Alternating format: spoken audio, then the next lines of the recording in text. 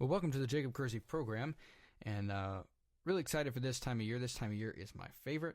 Having the cold fronts coming in where you can bring out the layers and all the warm drinks such as the hot cocoa, and I love coffee. I drink that all throughout the year, but it's especially great during the wintertime. We have Thanksgiving coming up to spend time with family and to remember all the many blessings, and then Christmas, and then wrap up the year to start a brand new year. So this is a really exciting time of year for me.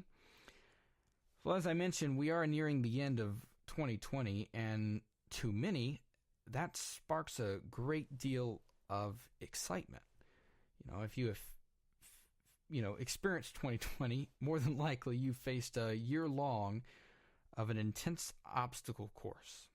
You're definitely not alone. It's been challenge after challenge, test after test, struggle after struggle. Can we just be done already, right? But in the midst of all the pain, struggle, doubt, confusion, and just clouded vision, not being able to see things clearly, not knowing what to do next, I think it's good to remember, especially, as we're coming up to Thanksgiving, we only get stronger when we are put to the test. As I was preparing, I began to think, what type of stories do we like as humans? What type of stories do we really like hearing? And some of my favorite stories, I'm a big football fan, and what I love is I always love to root for the underdog, the one who everyone's saying does not have a chance of winning the game. Something inside of me always roots for that team, and I begin to wonder why that is, and when I look around, it seems like everyone is like that. No one likes the story of someone who made it to the top by just being handed everything for free. But we all love the story of the one who endured, the underdog, the overcomer, the one who went from struggle to strength, the one who rose above it all when everyone was saying they don't have a chance. That's the story we all love, and that, my friends, is the topic of this episode. And I believe we have an exemplary guest to discuss this with. Jesse Iwuji is a lieutenant commander in the Navy Reserves. He also played football for the Naval Academy, and he is a professional stock car racer. He races in NASCAR, which I have been watching ever since I was a little boy. My family introduced me to that at a very young age, so I've seen so many paint schemes and numbers and so many drivers come through, and now I have an opportunity to talk to Jesse Iwuji, who is one of them, and I'm really excited about it. Jesse, thank you for coming on today. Yeah, thank you so much for having me on the show. Yes, sir. I've really been looking forward to this, and I think this discussion is very timely, especially considering we're ending the year around Thanksgiving and just everything that seems like everyone's been through. The entire world has really been facing a lot this year. And before we started this episode, I just mentioned that something I heard recently from someone is that, just because a new year starts doesn't mean we're going to have a new mindset about everything.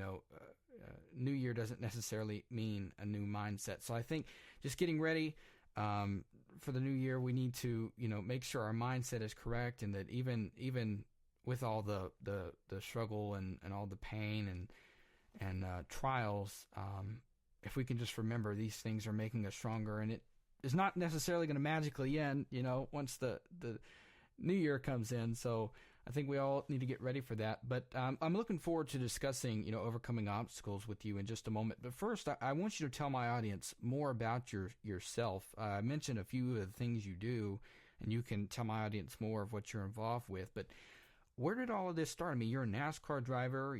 You're in the Navy. You played football for the Navy. So can you just tell my audience, about your journey? Yeah. So my journey's definitely been different than most drivers, for sure.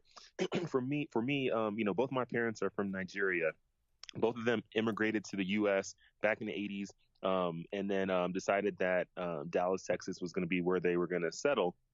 And when they first came over here to the U.S., they didn't have much. My dad first came here. He came here in the beginning, and his whole goal was to provide more opportunity for his future family, because in Nigeria, it was tough. It's just you don't have the same level of opportunity. So when my dad was coming over here, his dad, my granddad, told him, he's like, "Hey, son, when you go over to the U.S., it will be a complete embarrassment and shame to the family if you do not succeed. There's way too much opportunity there." My dad was like, "Roger that." And when he came over here, that was a mission. So when he got here, he got his education, got through undergrad, went back to Nigeria, married my mom, brought her back here. They, both together had me and my two brothers and my sister. And we grew up in Dallas. And for those who don't know a lot about Texas, Texas is a very big football state. So Yeah. growing up, football was like my main thing, and I had all these aspirations to go off to college and play college football. So while I was going through middle school and high school, I worked really hard so that I could put myself in position to get recruited. When I first started playing football, I wasn't good. Everyone else who I was playing with had played Little League and Pop Warner and all that stuff. So they had at least a few years of experience before they even got to that. And for me, I didn't have it. So I was like kind of sucky. I had some speed and that's about it. And so I had to really work hard to get good at football, but that's what pushed me. And that's kind of the beginning that really taught me how when effort is there and you can outwork talent, you will eventually surpass them. It's not going to come immediately, but you will eventually surpass them. Took me about 4 years to really, actually not four, took me about 5, almost 6 years to really catch on. But finally I did. And finally I was starting on varsity by the end of my, senior, or not end of my senior, but the end of my time in high school. And eventually I started getting recruited by some schools.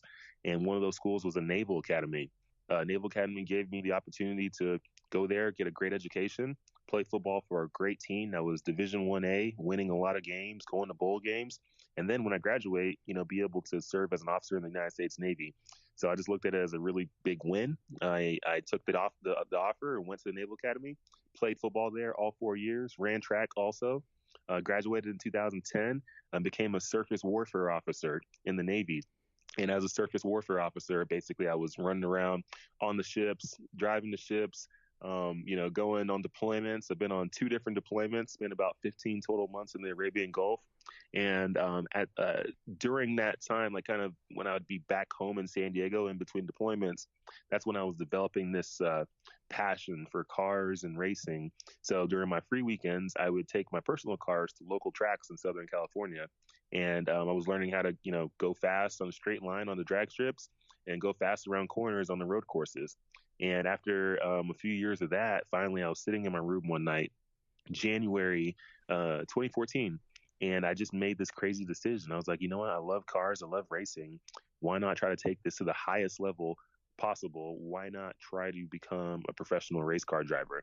And that's literally where my journey began. I pulled a whiteboard off my wall, erased whatever goals I had on there, and wrote one goal: become a pro driver. And from there, I didn't know what to do, where to go. I don't have a racing background. I don't come from a racing family. I don't come from a wealthy family. I don't come from all the stuff that everyone says you have to come from to become a pro driver. I didn't care. I saw the vision in my head. Like I saw where I was supposed to be. I saw who I was supposed to become, and I saw what needed to be done. And I was like, no matter what from here, like God put this vision in my head. It's now time for me to go execute this whole journey. I know it's not going to be easy, but I know I can do it. I don't care what anybody says. I don't care what people say I have to have before it. It doesn't matter. Like I already saw it. It's done. Now I got to go execute. And that's where that journey began. That's just incredible. I love listening to every minute of that. I mean, like I said at the beginning, I'm a huge football fan, and I've been, watching racing, ever since I was a little boy. So all of that's just amazing. I want to go back and just ask you, what can you tell me more about your time playing football for Navy? Like, what position did you play, and what was that like, juggling academics and athletics? Because you've done a lot, and it's not that you just did one thing and moved to the next. It seems like you were doing multiple big things at one time. So can you just describe what it was like playing Navy football while you're doing an academics and everything else that was going on? Yeah, my time at the Naval Academy, it definitely wasn't easy for sure. You'll hear a lot of academy grads always say it's a Great place to be from, not a place to be at, because a lot of times you don't have a ton of fun being there because, we're neck deep in academics, every day, every week, every semester. Sports are not easy at all because we excel to try to be the best we can, and we're playing at high levels. We're not some D3 school or D2. We are D1A. Like we're a top level, school. So, the people we compete against, they're good and they don't have all the same restrictions that we do. So we we have to figure it out. So definitely is not easy for sure, but managing the time between academics and football, that's really where I really first learned how important time management is. Football is a full-time job itself.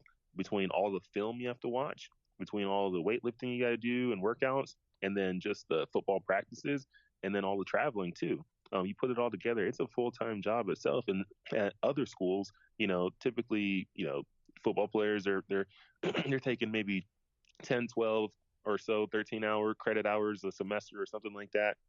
For us, it doesn't matter. Like we still have to take all the same credit hours that everyone else does at the Naval Academy. So I had semesters where I was taking 18 to 22 credit hours every semester. And it was tough, but and still playing football, and we're still winning games, we're still doing all that stuff. So definitely not easy for sure, but time management is key. You got to know how to block out time. You got to be disciplined. You got to understand that, hey, like you can't just mess around. Like you really got to manage your time wisely, and use notes and use calendars and things like that to really block out time so that okay, here's homework time, here's time to work on this, that, the military stuff, and then also football. Yeah. I have this question that I was going to ask later on in the episode, but I think it's a good point to ask this question just because of everything you just said. You discussed everything, like basically you're doing at least two full-time jobs with football and academics, right? Because both of them demand a lot of time and effort, as you just described. A lot of people want to have that stuff on their resume. Like they want to have all those great things on their resume, and they want to, accomplish these great things, and they set high goals. I mean, and I don't have a problem with that, but when it gets down to it, when the rubber meets the road and you're actually, called to face it, day in and day out for 4 or 6 years, a lot of people retreat and ditch their goals because it's just a challenge, whether it's, and I'm sure you face this a lot, whether it's overcoming, tiredness or exhaustion, or criticism or whatever may be in their way. So what is something that helps you when you were juggling all that? Maybe it was just you wanted to accomplish it. Maybe it was just, you had a goal and you were set out for it. But was there anything else that really helped keep you going through all those, hours of, just being tired and trying to, meet your goals and stay, doing well with football and academics? Yeah, there's one thing I really learned in life, and whenever you're going after some particular thing, you're trying to achieve something, you have some big goal set, you're just going after something that's bigger than whatever you've been doing prior to that. Anytime you're going after that, you have to understand that journey is like it's like building a skyscraper. It's like building a building. You can build a really short, small one, and it's not going to take much work or effort, and it can be done pretty easily, and it's fairly comfortable. Or you can build a skyscraper. You can build something that's big, long lasting, that can do so much. It's versatile. It's beautiful. It's hard and it's awesome. It's awesome, but it's so rewarding at the end of it. You can build that. And when building a skyscraper, you have to understand it's not you see the pretty part, which is a big, tall, shiny building. You see that part, but what people don't understand is the higher you want to build, the higher you want to go with that skyscraper. That means the deeper you actually have to dig. And that's the tough part that people don't understand, and they don't even see it. They just see the end thing, this big old building. They don't see that how deep they actually had to dig to make sure that this building does not fall, how deep that foundation actually had to be. And the deeper you dig into the earth soil, the harder it gets. It doesn't get any softer. It's only soft where we're standing. It gets harder and harder and harder. There's pressures, there's things down there. It's just so difficult the deeper and deeper you have to dig. But to go super high, you got to go super deep. And that's what I had to recognize and understand while going through a Naval Academy, while doing my first few years in the Navy on the ships, while during my these last 5 years in on my journey in NASCAR to get to this level I'm at in the NASCAR Xfinity Series. All this stuff, I had to understand that the higher I wanted to go, the deeper I was going to have to dig. And I constantly reminded myself. And then throughout the journey, you're going to have ups and downs. And so during some of those down days, those are days where a lot of people want to quit because they don't understand that life is a cycle. There's day and night. But you have to remember that during the darkest point of the night, the sun will rise. So you have to understand it's coming back. Just because it's gotten super dark, just because you can't see anything anymore, just because there is no more light does not mean that the light's not coming back. You got to keep pressing forward no matter whether you're blind and can't see it anymore. It doesn't matter. That's the faith part. Faith is understanding that as I'm walking through this dark, eventually light's going to come. And that's what I kept reminding myself. And life rewards those who stay strong enough, long enough. Yeah, faith is definitely, something that it's not that you see what's around the corner, but you just believe that it's there. And so, I think that's a good example, what you just mentioned. At night, you have faith the sun's going to come up, not because you see it, but because it's there. So just a great illustration you gave there. I wanted to ask, so we talked about, your time at the Naval Academy and playing football and juggling academics and everything. I wanted to ask about that, towards the end there when you talked about just going to that whiteboard and writing down, become a professional race car driver as one of your goals. Was there anything that kind of led up to you, wanting to chase something that big, just to go up to the whiteboard and just put, become a professional race car driver? A lot of people would think that that's just a little silly, something that you might kind of joke about, not something that you would seriously put down as a goal. So, what was an interest, what led you to that, and why did you, pursue such a big goal like that, and what made you so serious about that? So, I was developing this passion for cars and racing. I had always liked cars since I was a little kid. I've always liked racing since I was a little kid. Never thought about actually doing it. And then in college, I started, when things like YouTube and just video streaming period on the internet started getting bigger. I started watching a lot of videos online about cars and racing and learning as much as I could. And then when I graduated from the Naval Academy, I finally had a job, being in the Navy, was getting paid decent, and used some of that money to buy a Dodge Challenger and started taking it to the drag strip. And I started modifying the car a lot, and then bought a Corvette and started taking that to road course tracks. And I had fun doing these track days. These are open track days that anyone can do. You, me, your mom, anybody can take their vehicle. You can take your mom's minivan to the track and go run it. Like, you can take whatever and just go. And that's what I did. And I just did that for a few years, and I really had fun doing it. And then I knew at some point I was like, you know what? Like, I like this stuff. I'm gonna be going to tracks and doing this stuff, for the rest of my life. Like, why keep doing it at this level? I've never been the type to just stay at a low level of anything. If I'm jumping into something, I like it, I try to take it to the highest level possible. So why not try to become a pro driver? Like I don't have football anymore. I love being on the big stage in football. I love playing on TV. I love playing in front of crowds of 30, 40, 50, 60,000, even 100,000 people. I love doing that. That was so cool. So why not do this in not NASCAR at that time, but just in racing? Like, why not try to race in front of a lot of people in motorsports? And that's kind of what led me to make that decision. I was sitting in my room that night, and I was just thinking about it all. And I just pretty much told myself, I was like, you know what, I'm gonna do this. Like, I'm gonna go after professional racing. Um, I, I just made the call and wrote it on my whiteboard and immediately just got focused on it. I just put my mind to it. I told myself, no matter what, I'm making it. I'm making it. I'm making it. I don't even know where to go right now, but I'm gonna make it. And that's kind of what led to it. So you made a commitment to that goal, saying, you know what, I'm going to do it, and I'm sure, at least for a lot of people, and for me, when you put out a big goal like that, at first, it's like, well, what are people going to say?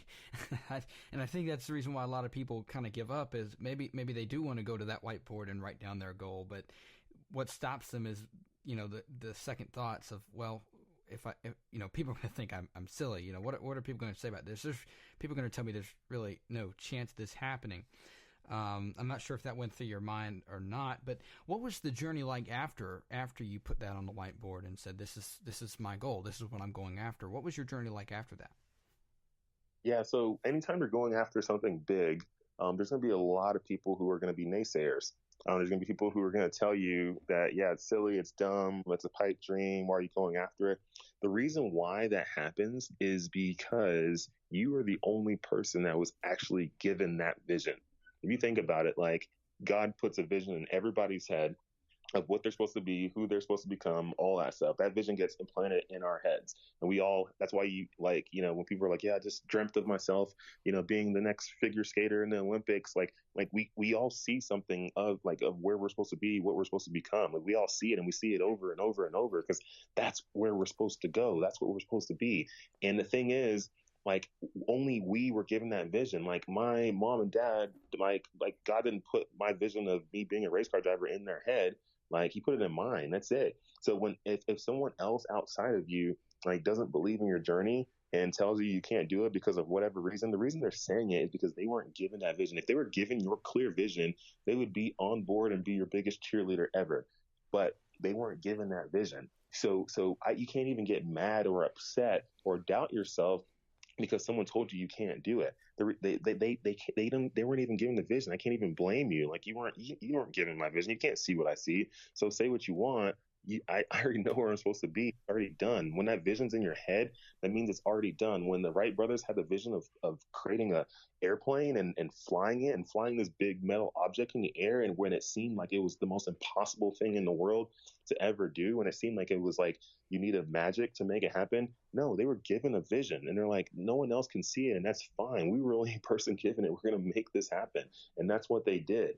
Going into space, being on the moon, it was never done before. No one could see it, but a few people did. And they're like, hey, we're going to go to space. We're actually going to land on the moon and then bring people back home. I can see it. We're going to make it happen. So, so that's what you got to remember is, yeah, people are going to say you can't do it. And I went online and I would type in, or go to forums and be like, hey, how do you become a race car driver? And everyone would say, oh yeah, unless you're like super rich and you have a lot of money, you can't do it. Or unless you come from a racing family, or unless you're this, unless you're that, you can't do it. And I wasn't any of those things that they said, so I was like, well, sorry, I already saw that I was supposed to become this, so I'm going to become this. I just need to execute. So I'm going to figure out what needs to happen. I'm going to use deductive reasoning, and I'm going to figure out what needs to happen. Okay, boom. Racing costs money. Okay, great. Yeah, it's not cheap. It's not free. So how do I figure out how to make the money? Okay, if my job is only paying me so much money, that means I need to find extra money. That doesn't stop me. I just need to find more money. How do you find more money?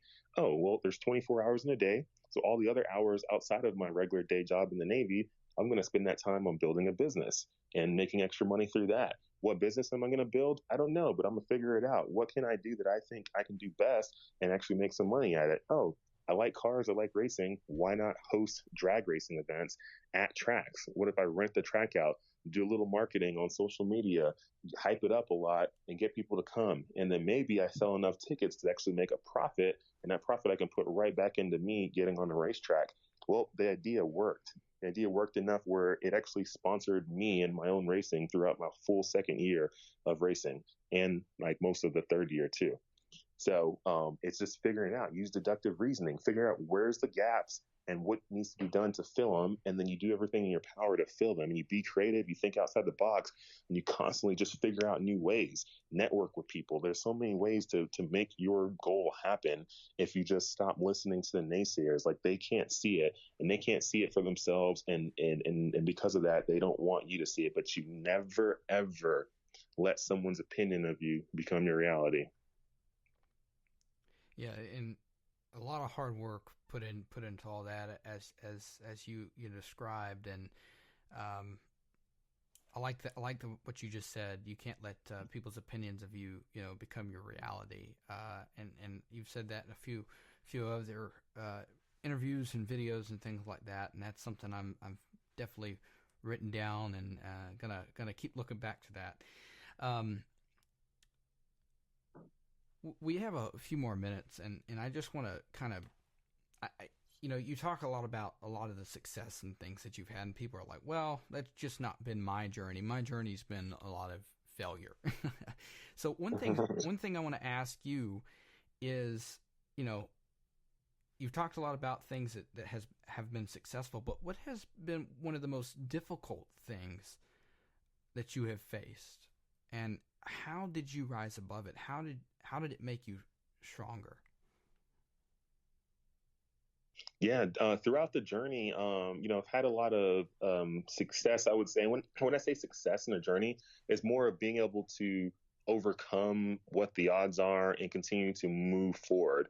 I in NASCAR, I haven't gotten my first win yet. I want to get that win. Eventually, that will happen, because this is a journey. I'm coming from nothing and trying to make myself into something. So it takes a while. But as far as like failures, I've had a lot of fails within the journey. I've had a lot of things happen. In my first year of racing, I had a bunch of wrecks. Back in 2015, had a bunch of wrecks because I was just learning how to do it, and not every wreck was my fault. Sometimes I was getting taken out by people. A few times it was my fault. Just whatever. Like, just things happen on the racetrack. But it was a big learning experience for me. And those were all during each one of those times. I could have quit. I could have just been like, you know what, maybe this is not for me. It's getting pretty pricey. When I was running out of money at multiple times throughout this journey, it was tough, but I didn't quit. I didn't let that like be the end of everything. I just had to figure out a way. You got to keep pushing forward. Life's about those who stay strong enough, long enough. That's the biggest thing. Not really always about just having the most skill or talent or this and that. It's just like, who's just going to endure, who's just going to stay in it. Like, even if you're losing the fight, even if you're just getting beat up, like, if you just stay in it, like, eventually the other guy's going to get tired, and then you can throw that knockout punch. And that's what I've been doing throughout this whole journey. Like, you get beat up. I never tap out, and then at the end, I finally could throw the knockout punch, and boom, there's a little victory. Keep moving forward, and that's sometimes what has to happen. It's not the most fun way of doing things, but it's when you're coming from nothing and you're starting at a different level. It just sometimes the journey is a little bit more difficult. So for me, I just you got to stay focused. You got to understand that there is the light at the end of the tunnel, because you got to remember, you already had a vision, seeing yourself being whatever you're supposed to be. That's the light at the end of the tunnel. So you've already seen it. So since you already know it's there, how can you quit in the tunnel even when it's dark, even when there's like pitfalls, even when you're falling through these potholes, you're tripping over these different things, little creatures are popping out of nowhere and biting you. Like, all things are happening through that tunnel. Why are you going to quit when you already saw that the light's at the end? It's already there. You already saw it. So even though it's dark right now, why would you quit? Like, you know it's there. So you got to keep pushing forward, and it's just that willpower. You got to will through it, and that's kind of what I've kept in my mind throughout this journey. A lot of bad things have happened throughout it. Like I mentioned, yeah, there's been plenty of times where I ran super low on money, or I was very negative on money, and I was able to figure it out through my business of being able to make more. There's been times where people have tried to sabotage the journey in different ways, and I've had to maneuver around that too. There's just things that happen, people that come in that aren't great people. There was going to be all these pitfalls, but these are what helps you build the strength you need to hold the level of success you're eventually going to have. Yeah. A lot of people love, every minute of what you just said, but they have a hard time taking that and being able to respond to, the opposition. Just to kind of play the opposition here for a second. What if someone responds to everything you just said and says, well, Jesse, you're an optimist. I'm not an optimist, but I'm not a pessimist either. I'm just a realist. I just look at reality, and sometimes you just got to wake up and see what's really there. How do you respond to that? Yeah, so when yes, I am definitely an optimist for sure. I hate the world. I hate the word realist. I hate the word be realistic. Like the set of words, be realistic, realistic. I hate all of that. I never use it. I don't because that's the very very easy way to become just very basic and very general. Like it doesn't help. Like I don't like being realistic. I like keeping our minds in the cloud. Like sometimes I tell people, I'm like, look, my mind, I have like the mind of like a child. Like I always big dreams, always big things, things that seem super lofty, that seem very unrealistic, quote unquote, whatever you want to call it. That's what I do because that's the only way to succeed. You got to shoot for the moon because even if you miss, you'll land amongst the stars.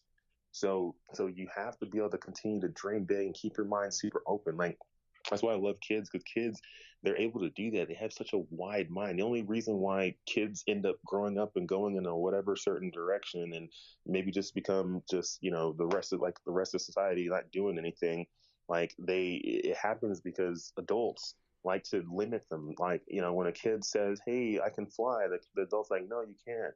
Like if you let the kid try to figure it out, the kid will probably figure it out. Let people figure it out. Like if they see it and believe it, they can achieve it. They actually can. And it's not saying that's going to happen on the first try. There might be a lot of pain that happens, but hey, like just let people figure it out. Like if they see it, don't limit them. Like we're the only people that can really stop ourselves. Like you as a person, like you are the only one, like you're limiting yourself. You're letting other people's opinions put you in a certain box. And then all of a sudden you become what's in that box. Like stop letting that box come around you. Keep your mind open. I saw myself being a race car driver. Everybody told me it's not going to happen because of whatever. I didn't let that box set around me. I was like, I'm not taking your box. Like I'm creating my own box. In fact, I'm not really going to have a box. I'm just going to fly and fly wherever I want to fly and do whatever I want to do because that's me. And that's what I tell myself. And that's the mindset you got to take when people are going after whatever their goals are in life, whether it's racing, business, whatever you want to do. You want to become the best skydiver ever. I don't care. Like whatever your goal is that you're trying to achieve that's difficult.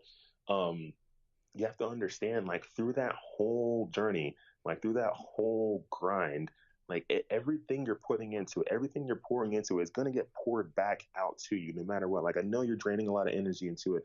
You're putting a lot of finances into it. You're putting a lot of everything in it. It's going to pour back, but you just got to let it just run its course. You got to let it run its course. That's the only way. It's that, like I said, you got to stay strong enough, long enough. That's the only way. And, it's a mindset thing. Get your mindset in the right place. We're going to post that. Life is about those who stay strong enough, long enough, and we'll tag you in it. Love that. Strong enough, long enough.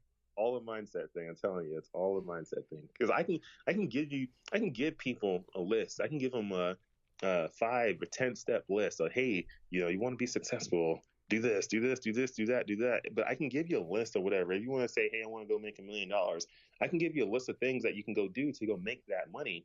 But the issue is, it's not about a list. You see all these YouTube gurus on social media saying, hey, I'll give you this 5-step process to become a millionaire. And like what they're not telling everybody is that it doesn't matter about that list. The only thing that matters is your mindset. When your mindset gets put in a place where you are willing to put everything into something, fully believe and have full faith that you will achieve no matter what, even if you lose it all at that point, and you're understanding, you know how to come back and regain again. Like when you put your mindset in that type of place, that's when you become dangerous. That's when you become most effective. And that's where my mindset's at. It doesn't matter. You can take everything you want away from me right now. My mindset's in a place where I will do what's necessary to figure it out to get it right back. If your mindset's not in that place, when you get hit, when you get punched, you're not gonna know how to get back up. You're gonna be on the ground like, oh my God, I'm on the ground. Like, how do you don't know how to get up. You got to get your mindset in a place where it doesn't matter anymore. No matter what, you can throw everything into it because you're going to figure it out no matter what. Your mindset has to be in a place where you jump out of the airplane. You're going to have a bag with the parachute and stuff in it, but it's not going to be packed. You got to get in the mindset where you're comfortable with jumping out of that plane and packing the parachute and getting it all set on your way down. That's the place where you got to be. When you get to that place, that's when you can achieve anything you want in life. Man, I think that's a very good example. I think that right there shows the difference between like a 5-step process and a mindset. Like you can go through the process of what you're supposed to do after you jump out of the plane with the parachute and everything like that. But I think a lot of times, while that's important and that prepares you, for what to do when you're in that situation, that's not necessarily going to get you to jump out of the plane. Your mindset has to be, I want to experience this. I want to know what it's like to jump out of a plane and, do the parachute thing, skydive, all that fun stuff. You have to have a mindset. You can go over the 5-step process on what to do once you jump out of the plane, to land safely over and over and over again. But that mindset is going to be the thing that's going to, get you to actually go through with it. I think that's a great example. Jesse, I really appreciate you coming on. And, I just want to wrap up by especially encouraging Christians as well. I'm a follower of Christ, and I know that according to Scripture, 2 Corinthians 12:9-10, Paul says that, when we're weak, the power of Christ dwells in us. And I was talking yesterday with a brother in Christ about Proverbs 3:5. Trust in the Lord with all your heart and don't lean to your own understanding. Jesse, you talked about God gave you, vision. Hey, this is what you're going to be. And you'll have a lot of people who don't have that vision, and God didn't give it to them, and they're going to be naysayers. But ultimately, you're trusting in God, and you're not leaning on your own understanding. You're leaning on Him and His promise, and what He, and you're following Him. And I think, even if we really don't have it in us to do it, we are promised in Scripture that He is going to be our strength. That's what Paul says in 2 Corinthians 12:9-10. Go read that. Go write it down. Go memorize that. Let that be encouragement to you. And in Proverbs, trust the Lord. Really, really, trust His character. Trust that He has the best for you. I really believe that's what you got to do. Sometimes you just got to, as the saying goes, or what they had on the shirt, let go and let God. Yeah, so, pretty much. Well, thank you, Jesse. But before you go, can you just tell my audience how they can connect with you? Yeah, so for me, being able to connect, people can go to my website, jesseiwuji.com. That's JESSEIWUJI.com. And if you can't remember how to spell that, go to Google, type in Navy NASCAR driver. I should be the only one that pops up for a few pages. Right. And then go to my social media channels, Instagram, Facebook, LinkedIn, Twitter. I'm on all the social media platforms.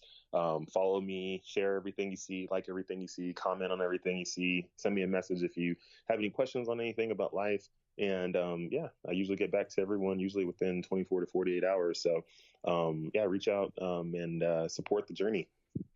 Yeah, and so just to make it easier on everybody, we'll actually include a link to the website in the show notes, so you can click on that and go directly to the website.